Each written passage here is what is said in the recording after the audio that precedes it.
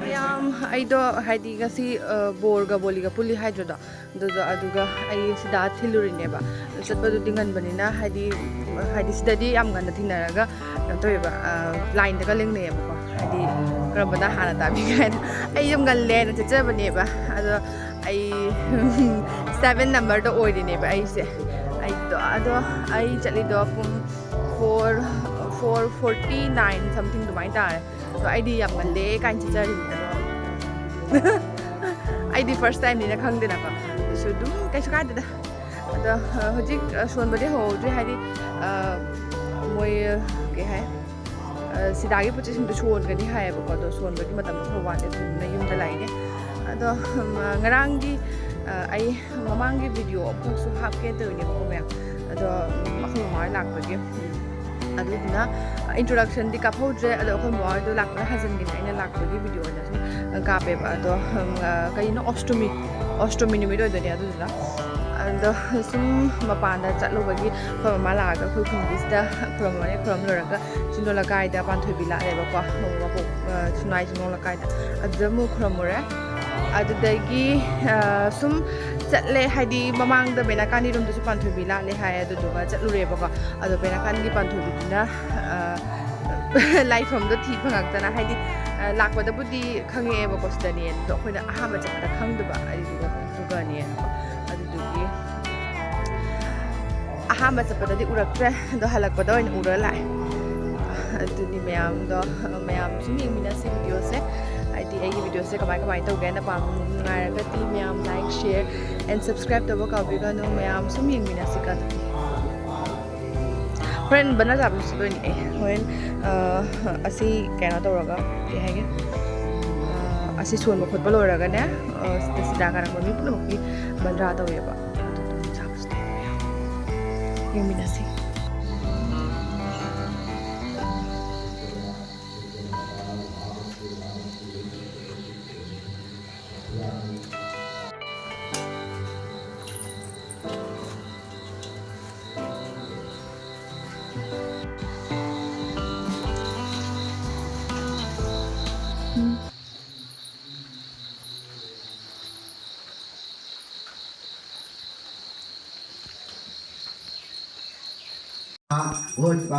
Puspang manoramang devang suganding deva nemitam rida madhuta Nasya jyoti tarai bhajo jyotisha mukta durgi deva hayam pratigajyadam urvat Om Anjan Kajolo Kallo Om Namaste Sarva Devasi Namaste Shankara Priye Jagaja Anjanam Redang Devi Dattang Progajyadam Falmula Kallo Tamla Kwat Tanglagaleva Om Kulamalani Sabbani Granmarani Jani Jodana Vido Sugandhani Rinna Devi Mahajiram Om Kartikeya Mahabhaga Gauri Ride Nandana Kumara Rakta Sidana ichanupiga aiga ayuktagi karim chadri haina kanama chage haina inamagi dukanda famminebako aduda video matek ama kapini karim photo ka kaptre adana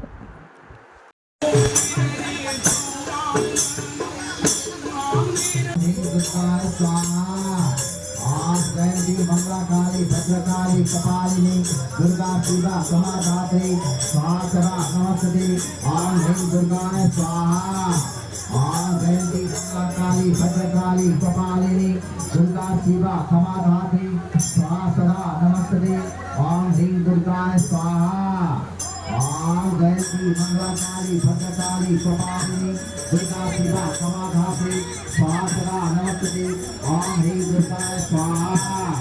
Om Gayanti Mangla Kali Bhadra Kali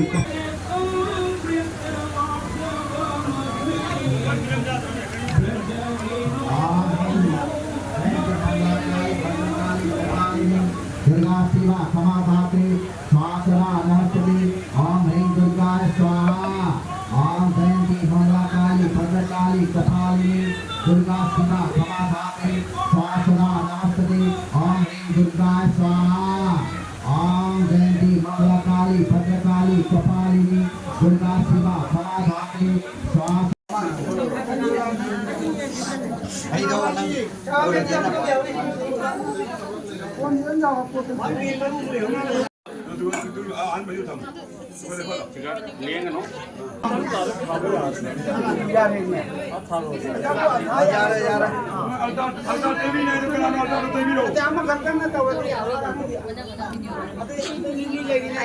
Sirbat bigitan. Kaba, nungai jaru, nada yek tebo jaru aja na.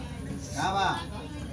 Pralang, kumari, mahang dari Shami.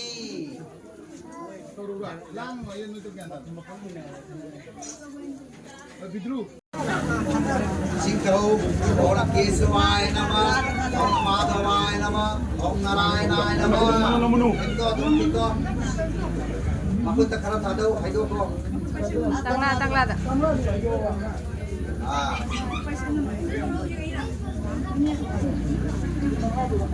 Orang tas Vishnu pada mana sada paisanti surya, Demin Bosai Ganada, Jai Gradam, Jai Sri Vishnu, Putra Kalpanada, Hariram Hari, Om Pavitra Sarvas Pakadariya, Jasmane Putika Kiso Vajo Bandaram Suji, Om Vishnu. Jai Kishim Tuning Adam Makutapu, Ramalo Bhutika Sradam Ratanaraja Putra Amrita, Tangaila Kula Bhushana, Bhuvana Maga Kumari Bhaje.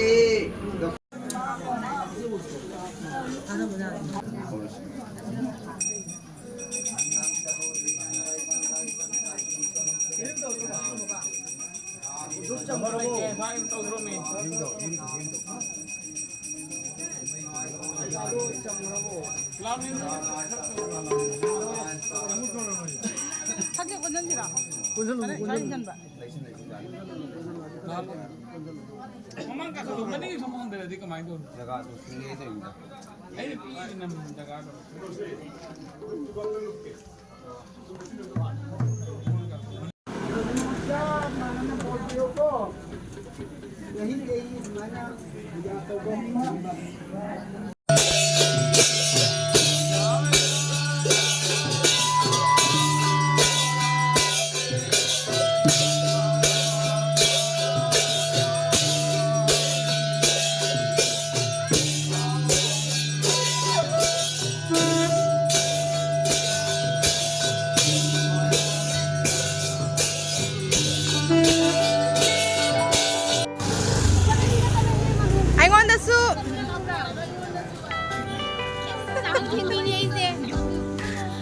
Yaw Mini.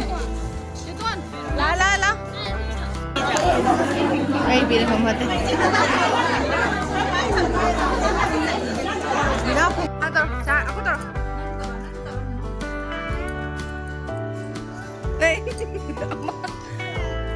How bro, Pakpi? How bro? Hey, how bro? 네? Em mà how bro ạ?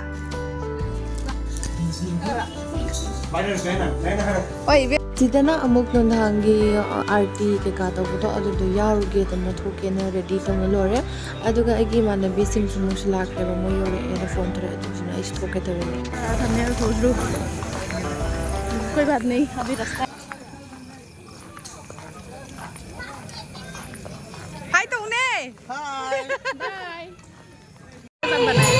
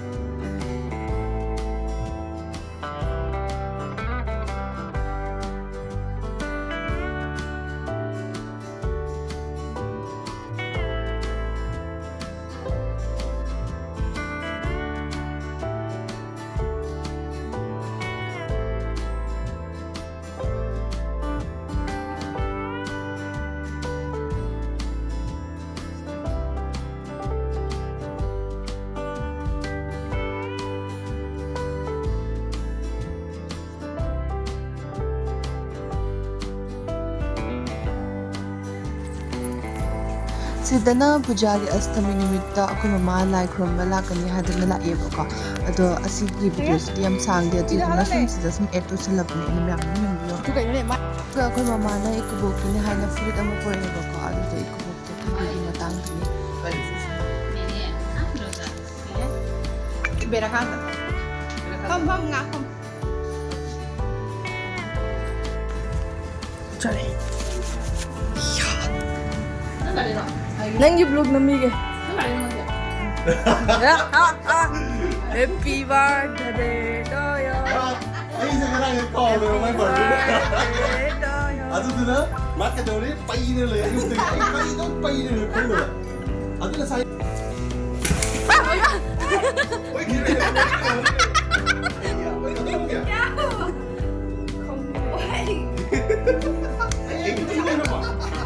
Kaino wa kaino baru che jijang awang de kusla wala Ini skip to. Oke. Let's go. hai ola le Damwana. 좀 너피리 니파이 너피리 해지니. Gambar kira por ini. Lem dadana. Let's go.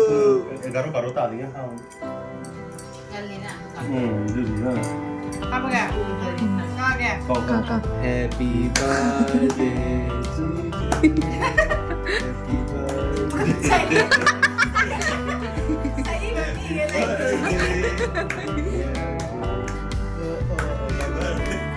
oh papu Wala. Kami Bazar importante.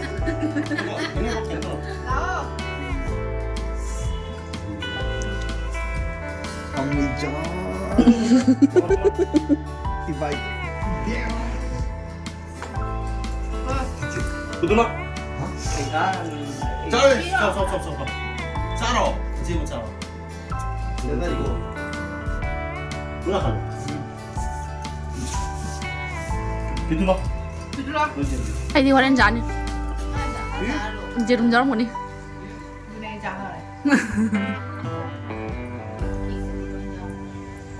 Itu mungkin. Kau ini kan? Agak Padahal bisa sama lo.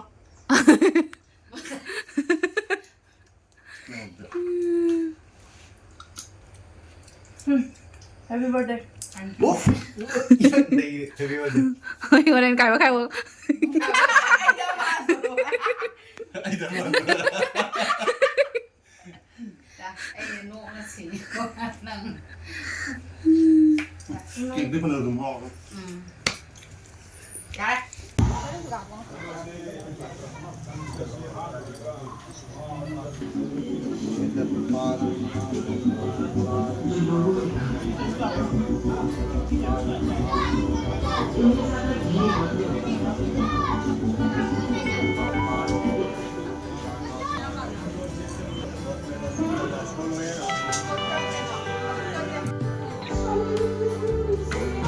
Mama. Like from Bazar. Hai terus. Oi, Jobi. Apa party? Pitu.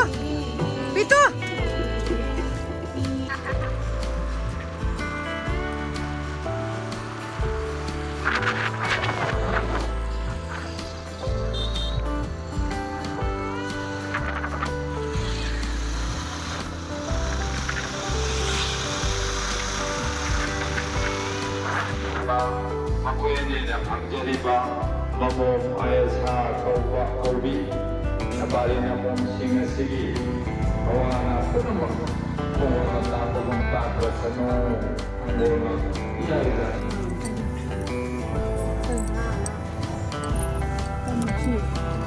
Kalau siap, bila ngomong salah siap, nanti bagi dari mereka. Sikit bahwa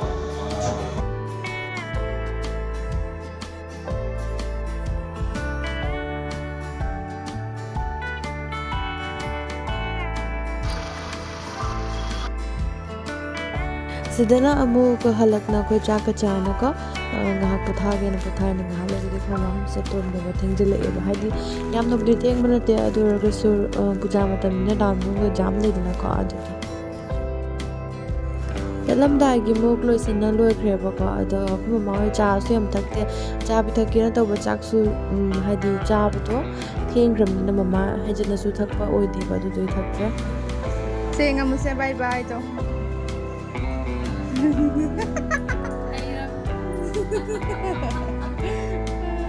para Masih ini mau lagi dan lagi loh. horen kaino yauraga sunai yauraga oina hayo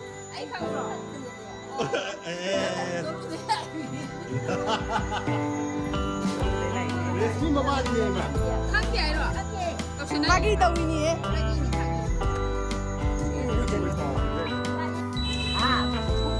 oh aigi itu am tala dua mangga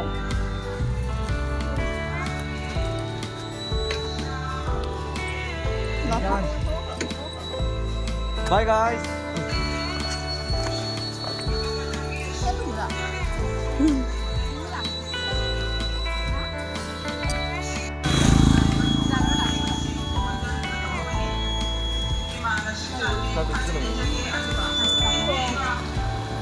Itu jauh kontrol hamba. bye bye bye bye jojo bye bye jojo bye bye jojo aduga asida fane khara taibiu bor numit ase kadabane hana pireneba ado ai sumama chakraga taike na famine bako ado ai yam henjana taiba budin taiba haiba budina chedeba ko sum fane karikram jama sudi tu taiba hai ado me am ai gi video se matang sdas lo sinjarage video se ba miraga di like share and subscribe to bako bigano anauba hadi atopa puja ge video thangalak kadaba su wa deba ko me amaduna me am sum ngai biramo matang sdas lo sinjarage me bye bye